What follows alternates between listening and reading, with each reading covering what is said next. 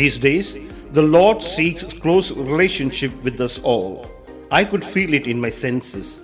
The godly people, including Jesus Christ, Elijah, Moses, the prophets, and the apostles of Old and New Testament, have accomplished their mission and left their grace here on earth, even though they are in heaven now.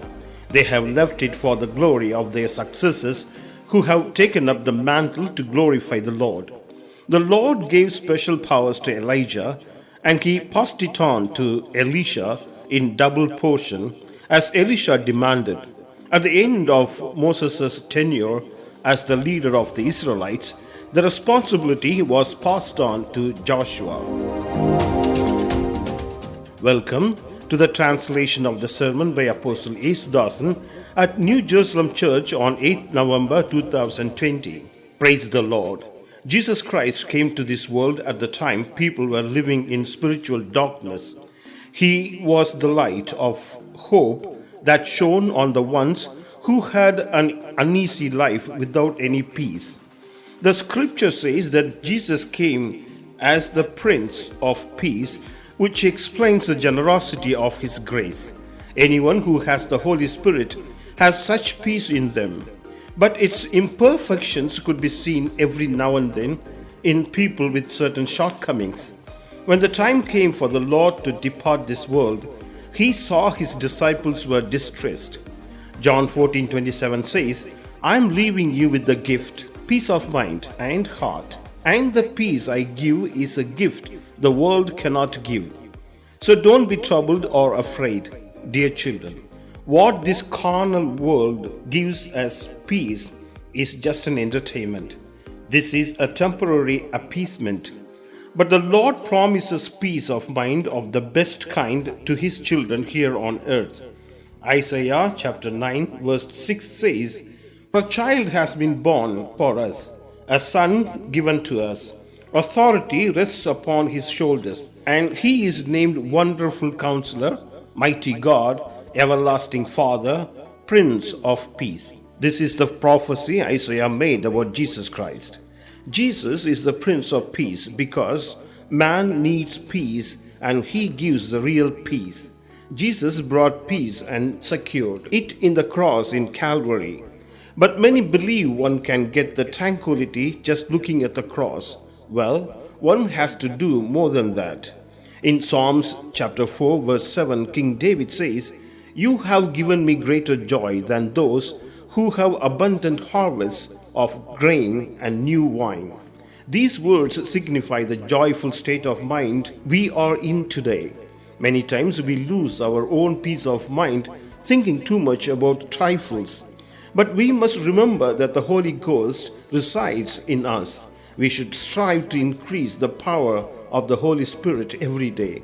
1 John chapter 1 verses 3 and 4 say, We proclaim to you that we have seen and heard, so that you also may have fellowship with us.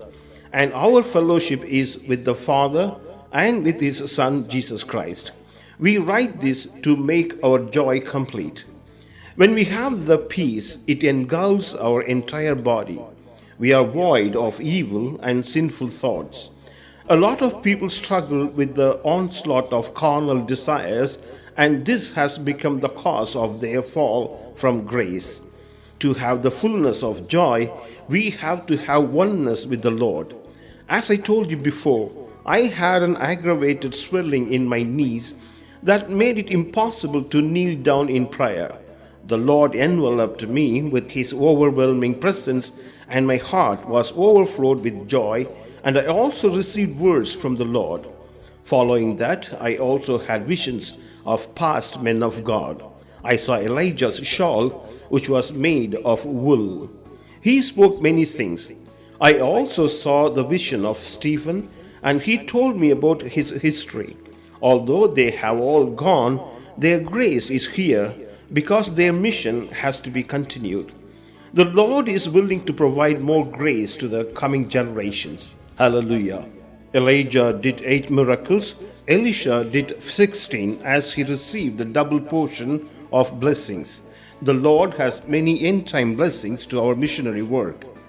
I know there are people who get baptism with the Holy Spirit and some without Holy Spirit. One should experience the Holy Spirit to know its power as one would get the right feel of a fruit when he tastes it. This morning I had the experience of being surrounded by the Holy Spirit. I saw myself getting into an intense flame of fire. It was like Moses meeting God. The Lord gave words to Moses from there to be spoken in Egypt. The situation here is like liberating the people from Egypt in these last days. Keep this in mind and pray for it. May the Lord do His wish. The Lord will let you have this experience as well. And I say this to rejuvenate and keep you from your inferiority complex. You should receive such experience and climb a step forward in life. Moses had been just a shepherd for 40 years.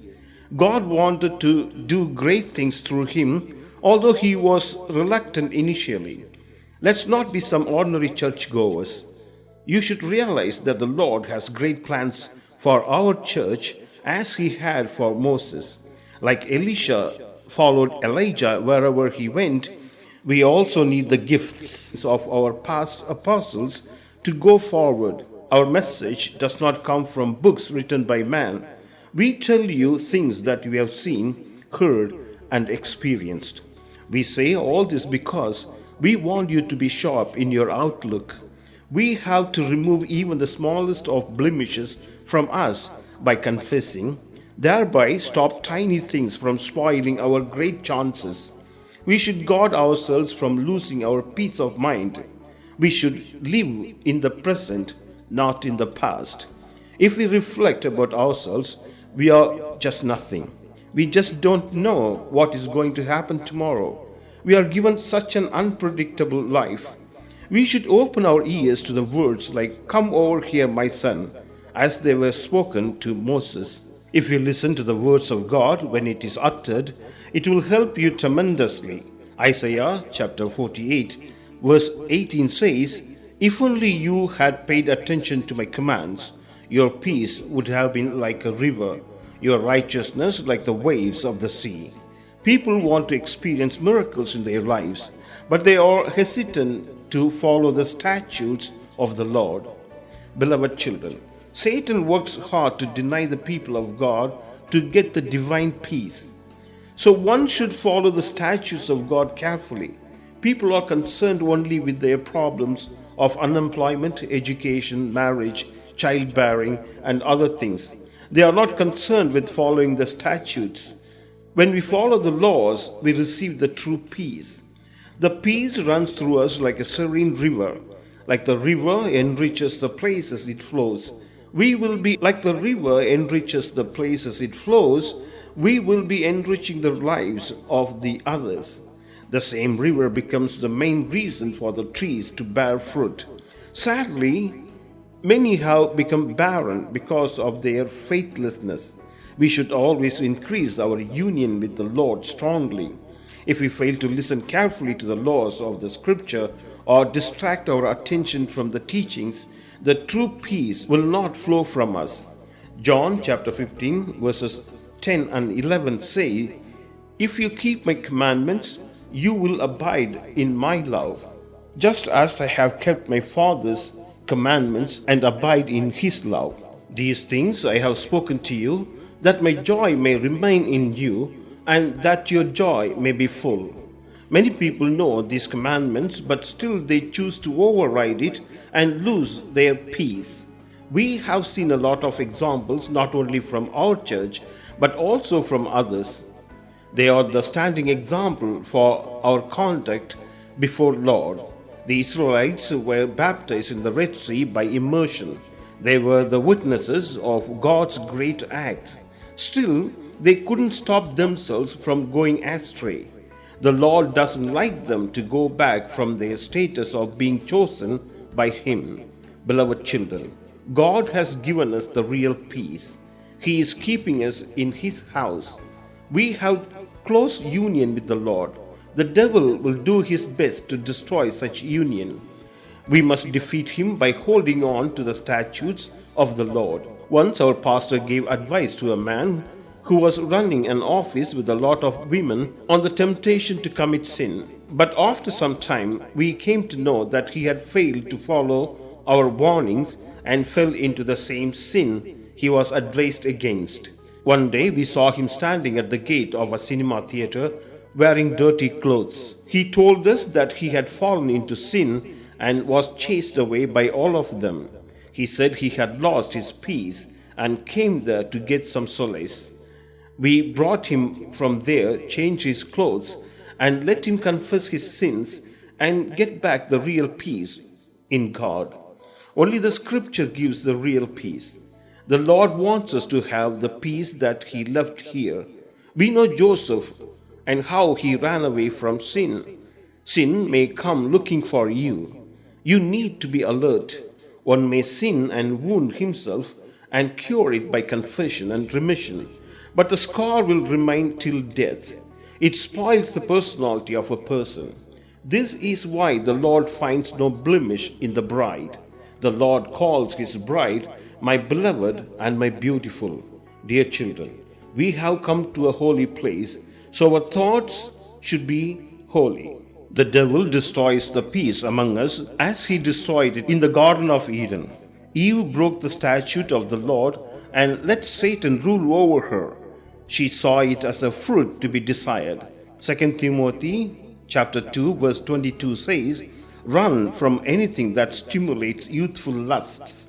Instead, pursue righteous living, faithfulness, love, and peace. Enjoy the companionship of those who call on the Lord with pure hearts. Remember, we have to worship in a place where everyone has a pure heart, and there remains the true peace." These words have been given to us specifically for our benefit. Desiring anything that doesn't belong to you is covetousness. Love whatever that is yours, not others. The pleasure we have while reading the scripture is like a drop of honey we taste from our fingertips. Think of the pleasure we will have when we are in heaven. It is the everlasting joy. It is a place where there is no day or night. These are the days the devil is actively trying to remove the peace from our lives. When the Lord asked him where he was coming from, he replied that he was coming around the world. Lord said, "Have you cast your eyes on the righteous man Job?" Job kept himself and his family, especially his children, away from sin. He even offered sacrifice on the altar of God for their unintentional and unconscious sins. We have 2 eyes, and the Lord has 7 eyes. He misses nothing. A poor laborer had a son who was about to start his studies as an engineering student, which was his dream. He was a pious man, and the son didn't believe in God. He had never opened the Bible to read. The father wanted his son to open and read the Bible. So he kept some currency notes in between the pages of the Bible, zipped it and gave it to his son, telling him to read it every now and then for his own good. After reaching the hostel, the boy never opened it at all. When the day of the remission of the fee came around, he called his father for money. He told him to open the Bible and read. He was totally frustrated when his father repeatedly told him to read the Bible. He came off from there and told his friends what had happened. Some of them advised him to go and open the Bible and read it for his father's sake. When he opened it, he was totally surprised to see virtually every chapter had some money that was enough for his studies that year. The moral of the story is that the Bible contains enough treasures to be used in our lives. We should always worship the Lord with a clean heart. We might have had a wash at the river, but as we walked back to the house, we could gather some dirt in our legs. We wash it before entering into the house. We are baptized and receive the Holy Spirit, but still we may gather some dirt going through this life. But we have the provision of confessing it to clean our souls. I praise the Lord for that. Psalms 51:12 says, Restore to me the joy of your salvation and grant me a willing spirit to sustain me. King David enjoyed the happiness of the Spirit of the Lord until he sinned against him. Now he begs the Lord to give back the joy of his salvation because he lost it. He said, being joyful in the Lord is better than food and drink. Apostle Paul said that his fragile earthen pot has been anointed with the priceless treasure of the Spirit. Beloved children, let's run away from this world's temptations and follow the principles of our sons of God. That is the source of real happiness. Remember, the kingdom of God is not eating and drinking. It's righteousness and peace and joy in the Holy Spirit. We have such peaceful experience here as it is in heaven. Since we have the peace left for our benefit by the holy sons, we do everything to restore it in us and be blessed by the Lord. Amen. If you want to contact us, our website is www.newjerusalemnews.in. Email njcngl@gmail.com. May God bless you all. Amen.